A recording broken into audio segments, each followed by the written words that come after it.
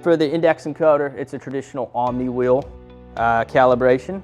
So we're just going to ensure the type's on quad.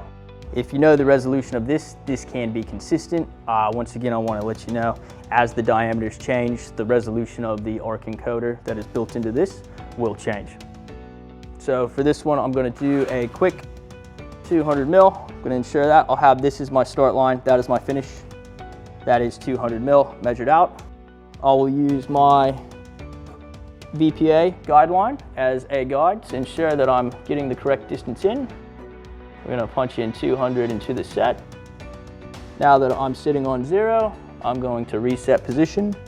I'm going to roll to 200 mil. I will calibrate that, and then I will roll back to 0 to ensure that that calibration is correct and my resolution is happy. Back there, 0.6 of a mil. I'm satisfied as per my procedure. Once again, please follow your procedure. And that is the calibration setup.